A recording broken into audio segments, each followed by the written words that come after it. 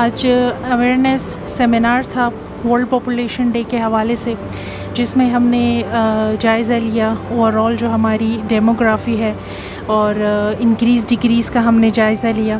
تو ایزیوم ہم نے یہی کیا کہ جو الارمنگ سچویشن کے ساتھ ہماری پاپولیشن انکریز ہو رہی ہے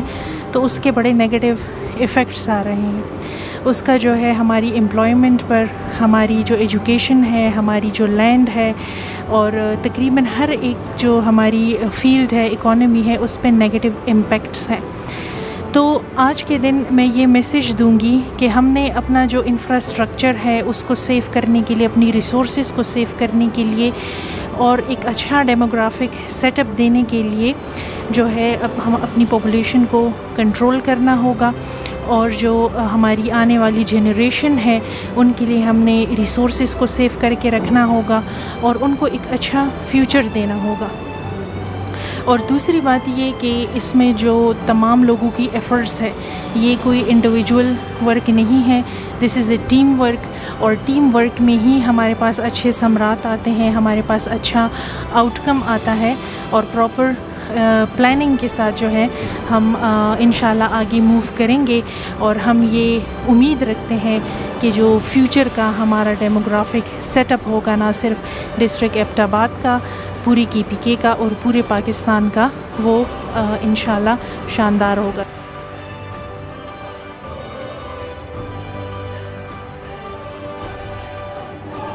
آج کے سیمینار کا مقصد ایبٹ آباد کے مختلف مکتبہ فکر کو فیملی پلاننگ اور پاپولیشن ڈپارٹمنٹ کے دوسرے سارے ایکٹیویٹیز کے بارے میں آگاہ کرنا تھا۔ اس آگاہی سیمینار میں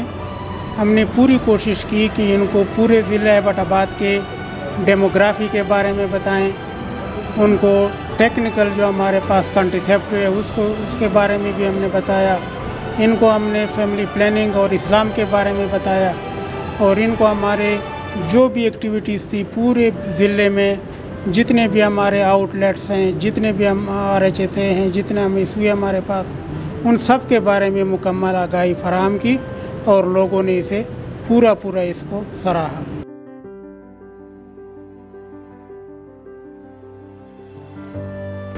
جیسا کہ ہم سب جانتے ہیں کہ دنیا بھر میں ورلڈ پاپولیشن ڈے ہر سال 11 جولائی کو منایا جاتا ہے، جس کا مقصد عوام میں دنیا بھر میں بڑھتی ہوئی آبادی کے مسائل کو اجاگر کرنا ہے، اور اس کے بارے میں لوگوں میں بیداری اجاگر کرنی ہے۔ ہم سبھی جانتے ہیں کہ ہمارے جو وسائل ہیں وہ محدود ہیں، جبکہ آبادی جو ہے وہ بہت تیزی سے بڑھ رہی ہے، جو کہ ایک الارمنگ سچویشن ہے۔ لہٰذا آبادی کو کنٹرول کرنے میں ہی ہماری ترقی کا راز چھپا ہوا ہے، اور یہی وجہ ہے کہ ہمارے جو ادارے کا جو پیغام ہے، جو ہم کہتے ہیں کہ ایڈوکیسی اور فیملی پلاننگ کی ضرورت جو پڑتی ہے، وہ اسی حوالے سے پڑتی ہے کہ ہم عوام تک یہ پیغام پہنچاتے ہیں کہ فیملی پلاننگ کی سہولیات سے مستفید ہوں۔ آج کے population welfare department Abbottabad کے اس پروگرام میں district officer population welfare department Abbottabad کی دعوت پر شرکت کی ورلڈ پاپولیشن ڈے کے حوالے سے۔ ایک بڑا اچھا پروگرام تھا، بڑی اچھی گیدرنگ تھی، اور علماء کرام، سول سوسائٹی اور PWD پاپولیشن ویلفیئر ڈپارٹمنٹ کا اپنا سٹاف یہاں پہ موجود تھا۔ تو یہ ایک اچھا پلیٹ فارم تھا، ان کو لوگوں کو اویئر کرنے کے لیے۔ میری نالج میں بہت ساری نئی چیزیں آئی، لیکن اس سینس میں ہمارے لیے اور زیادہ اچھا تھا کہ ہمیں بھی اس میں ایک موقع ملا کہ جو سامعین تھے، ناظرین تھے، ان سے ہم نے بھی اپنے جو ہمارا مینیفیسٹو ہے، جو جورسڈکشن ہے، اس کے حوالے سے بات چیت کی۔ قال اصحاب النبی صلی اللہ تعالی علیہ وسلم كنا نعزل وینزل القرآن او کما قال علیہ الصلاة والسلام، رواہ ابو داود والنسائی۔ میں اس وقت تمام سامعین اور سامعات کو حضور صلی اللہ تعالی علیہ وسلم کے اصحاب کے اس ارشاد گرامی کی روشنی میں عرض کرنا چاہتا ہوں کہ اصحاب النبی صلی اللہ تعالی علیہ وسلم ارشاد فرماتے ہیں کہ ہم